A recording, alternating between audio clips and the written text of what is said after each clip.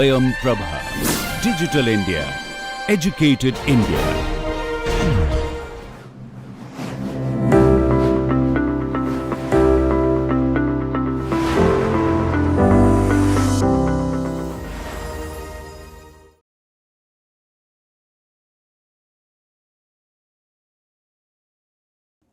Okay, good. So, let's take a look at where we are so far and where we are headed, right. So, let's do a very quick recap of what we have studied so far.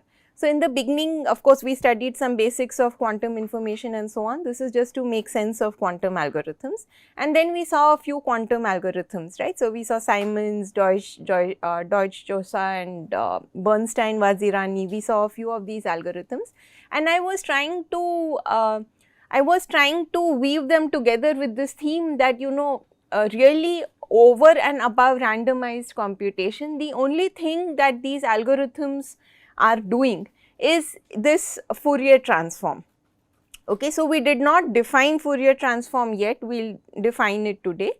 Okay, but remember, like, we were applying the Hadamard gate, and then we were doing some computation, and typically we will apply it again and then we will do some measurement. And we saw that in these examples which we developed in class, we saw that this is helping us to get a significant speed up over the classical, even randomized versions of these algorithms. So, if you remember, back from when we were discussing this, I was saying that a main theme here that we are trying to understand, see, finally this is a computer science course. I mean, what that means is that the perspective is computational, right. So, the question is, how do you understand computation, how do you do computation effectively, right. And the main theme that I have been trying to bring us back to again and again is that the power that quantum algorithms have over classical randomized algorithms is the additional ability of an efficient Fourier transform. So, the Fourier transform on an exponential space can reveal some patterns in the output, which we can somehow then benefit from by doing a measurement. Okay. Now, if we were to try to do the same thing classically, it would take us exponential time. But the beauty of this is that in the quantum space, we can do this efficiently and still get something interesting out of it by measuring. This was the idea. Yeah. So, we started by looking at these algorithms. We did not formally unify them in this paradigm yet.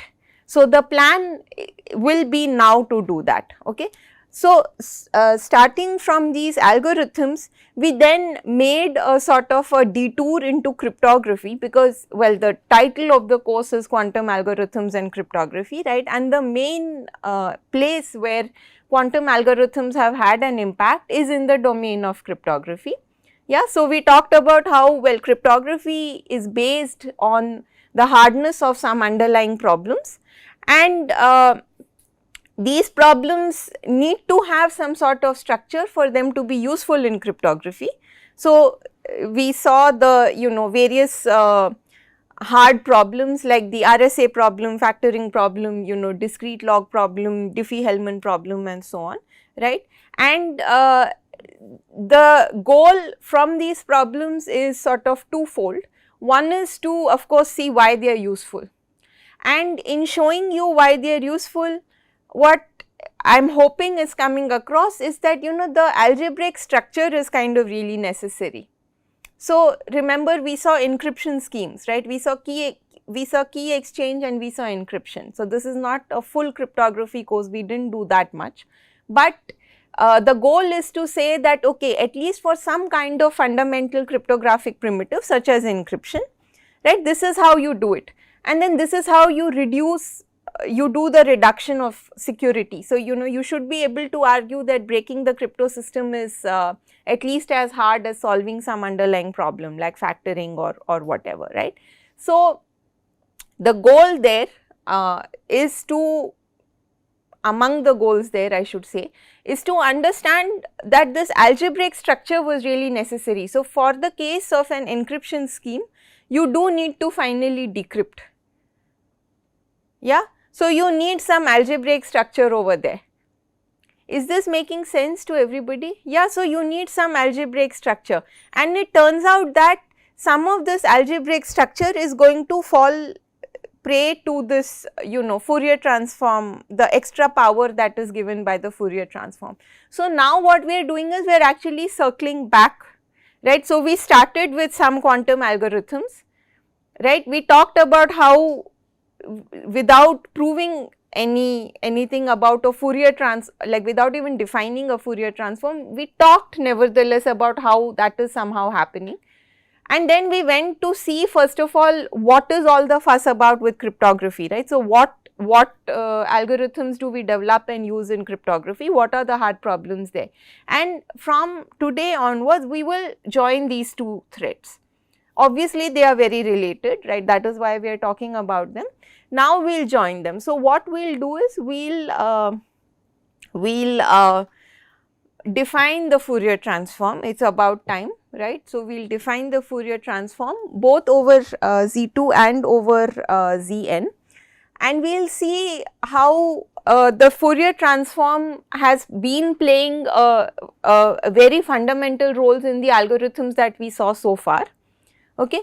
So we will briefly touch upon the algorithms we saw so far. It's mostly something that you need to do offline on your own, but we'll touch upon why it was really the Fourier transform that was giving us the extra power. We'll see another important, very important illustration of the Fourier transform, which is very relevant to cryptography, called Grover's algorithm. So this is an unstructured search problem. We'll look at that, and then we'll finally look at Shor's algorithm for factoring, right, for period finding, and this will break both factoring and discrete log. So what we will have done is we will have seen how the extra power afforded by this Fourier transform is actually going to hit us exactly where it hurts in cryptography. So these mainstream crypto systems will be broken. Okay, so that is the goal for the next 2 weeks, and then subsequent to that, of course, we will clean up after ourselves. So then we will look at problems that withstand quantum attacks. We'll discuss why they are believed to withstand quantum attacks, and we will rebuild cryptography from some of them. So this is like a minimum thing that we will do in the course. Time permitting, we would love to do sort of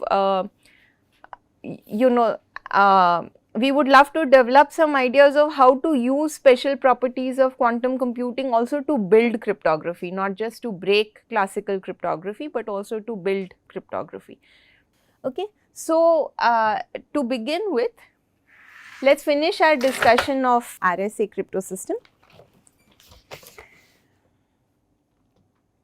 Yeah. So if you remember, we talked about proving the security of RSA in the random oracle model. So a very quick recap, we already did this last time. So the random oracle is a box that will take some binary string as input and give some output. The internal workings are unknown and inscrutable. So this is why it's called an oracle. Basically, you only access it via input output behavior, nothing else. It's consistent. So if you query it multiple times on the same input, you get the same output, and anyone can interact with it. The random in the random oracle means that for any given input, the output will be distributed uniformly over the range. Okay, so it will give a random output. And yes, because of this reason, it is hard to invert by definition. Okay. All right. So recall the RSA encryption scheme that we had in the ROM. So because it's a new week, I will remind everybody of the scheme. So here we are using a function, a hash function h, which is modeled as a random oracle.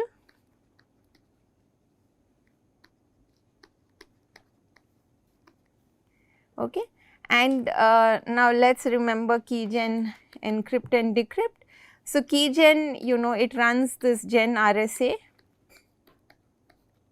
which outputs N, E and D. So by now everyone's an expert on what this is. So, here the pk is going to be n and e, and the secret key will be n and d.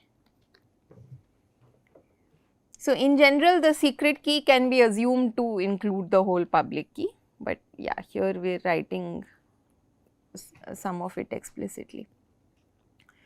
Now, in order to encrypt some message m, okay, so let us say that m is of length L. So, what did we do? So, we sample a random R,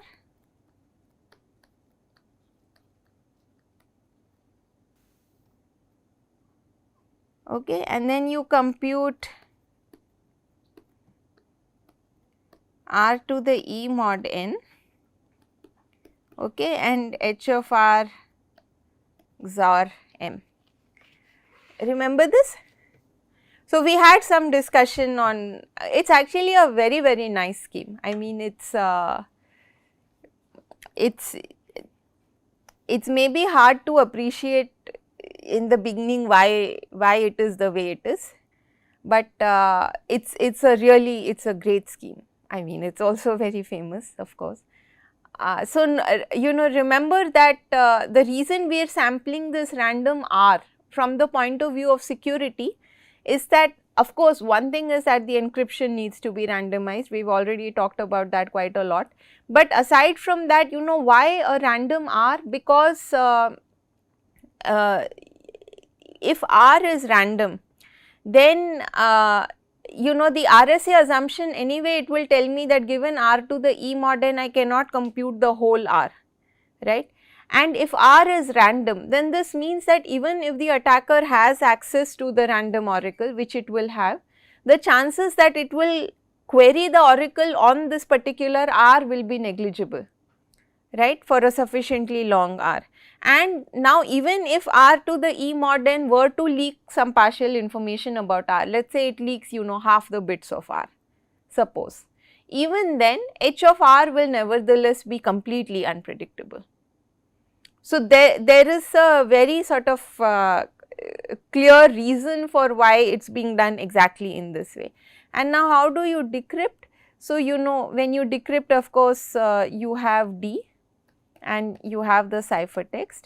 So, what will you do? So, first you will invert RSA and get back R, right, and then you compute H of R and get M, yeah.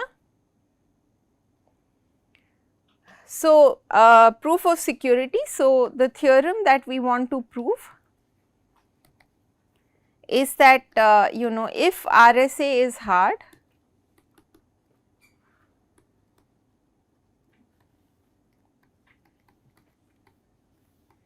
relative to Gen RSA,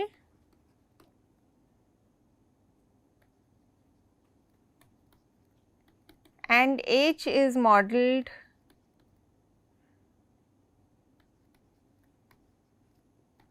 as a random oracle,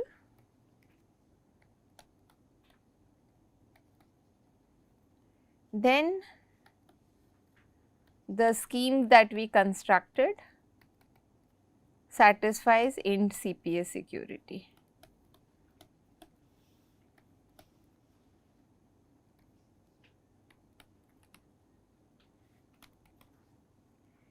Okay. So, this is our theorem, and I want to go over the proof, at least at a high level, because yeah, it is important to see the formal argument. Okay.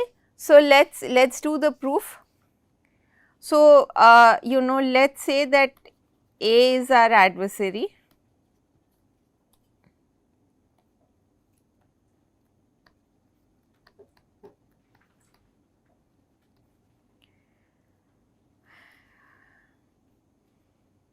okay, and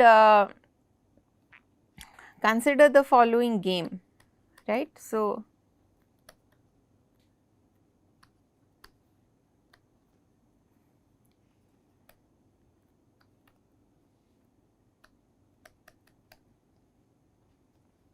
let us call the scheme as pi.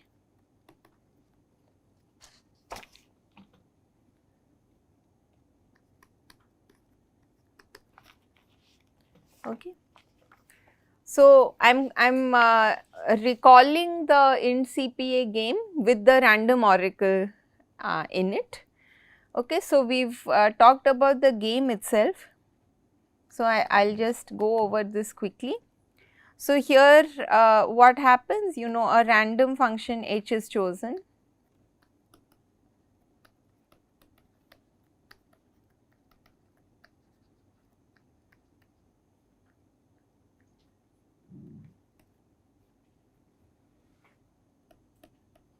Then gen RSA is run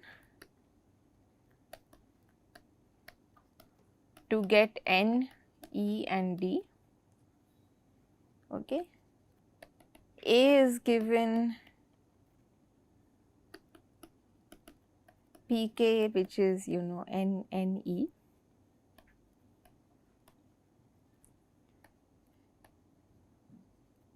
and may query h. At some point A outputs 2 messages, M0 and M1 of L bits. Now, a random bit B is chosen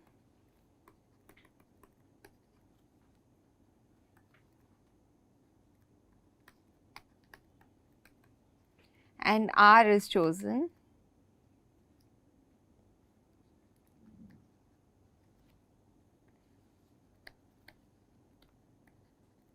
A is given,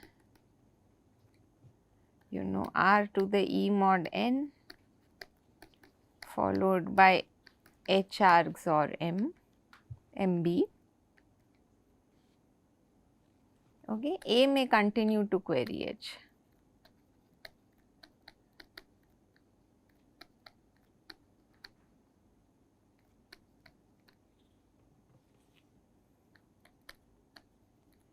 And then A outputs a bit B prime. So, the output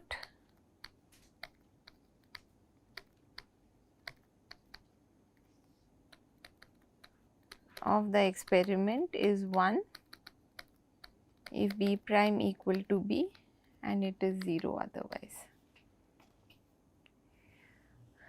Okay. So, this is our game, and let us define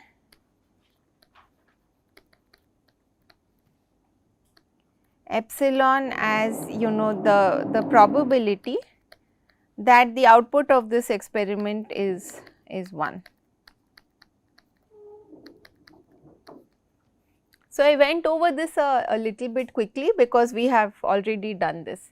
Yeah. So, but just to set up the, like, to write down the proof, I want to make sure everyone remembers what is the scheme and what is the definition. Okay, good. So, this is what you know, this is what we have, this is our game. And what do we want to show? We want to show that you know, as long as the RSA assumption is true, then our scheme satisfies in CPS security, right. So, in particular this epsilon, we should be able to upper bound it by what? Negligible? Half plus negligible, that is exactly right. Okay. So, let's set up a little bit of notation. So, let query denote the event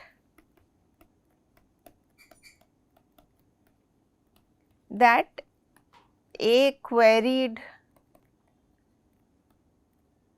R to H. Okay. So, you know, there is obviously some probability that A will query the random oracle with R, in which case security will be completely broken, right. So, let us say that query is the event that A queried R to H. So now let's try to and let success be the event that the output of this experiment is 1. Okay. Okay. So now what's the probability of success? So this is obviously the probability of success and query bar plus probability of success and query. Yeah. Okay. And this is probability of success and query bar plus probability of query. Everyone agrees? Yeah. So either you queried or you didn't query, right? So we can just look at the two cases separately. So now if I did not query, so let's see where this is headed, right? So if I did not query the random oracle with R, then what is the probability that the output is 1? It's exactly half. Why? Because if I didn't query for R, then H of R is completely random by definition. So then I have basically 0 information, then it's just a one time pad, right. So then my HR plus M is just acting as a one time pad. So there is no information whatsoever about B. So if we are in this situation, then we are good. I mean, we can say that the advantage is half. Now we have to worry about the probability of query. Now intuitively, the reason we expect the adversary not to be able to query for R is the security of RSA, right, because obviously R is there in the ciphertext. So this R is being hidden by RSA, right. So what we will do is we will just write two claims here.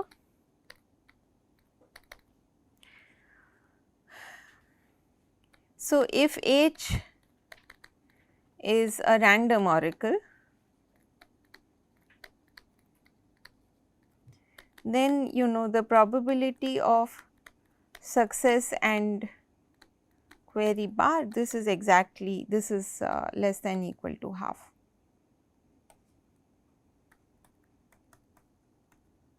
Okay.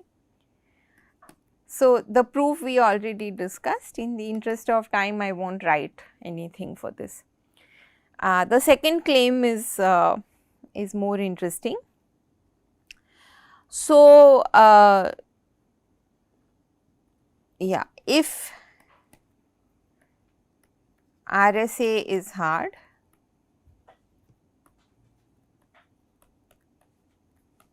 relative to Gen RSA, and H is modeled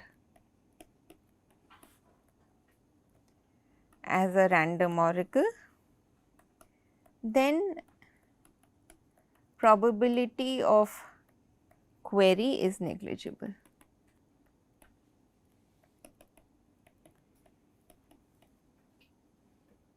Okay, so this is the more interesting claim. So of course, if I did not query, then it's just like a perfect one time pad and I have nothing to worry. So why, I mean, why can I say that the adversary only queries R with negligible probability? So this is basically just following directly from the security of RSA, right. So what does the adversary see? It sees some information about R in the form of R to the E mod n, right. But by the security of RSA, this does not allow it to recover R. So the probability that it can query R is just the probability that it can break RSA, right. If it breaks RSA, it can recover R and then make the query, right, or it can guess R. So guessing is anyway negligible probability for sufficiently long R, right, and breaking RSA is negligible probability by security of RSA. So, a little bit more formally, so just a proof sketch here. Okay, so if query occurs, then one of A's queries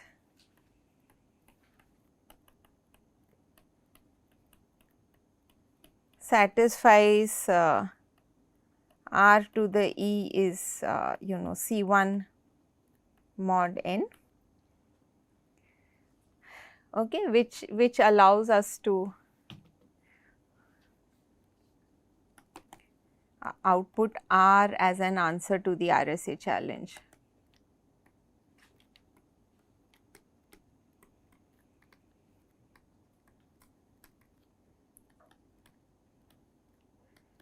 Hence, the probability of query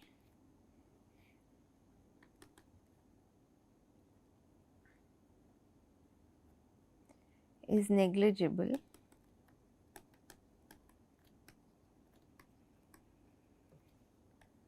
as long as RSA is hard. So, you can solve RSA with the same probability that you can make the query, right. So, this suffices. So, to see a formal more formal reduction, in fact I should say formal reduction, because what we did is still not formal, I mean we are sketching the idea, right. I recommend you look at Katz-Lindel's treatment of this, right. There are of course many very good references out there. The notation I am using is from Katz-Lindel. So, is it clear to everybody? This is our scheme, and you know we proved that it's secure as long as RSA holds.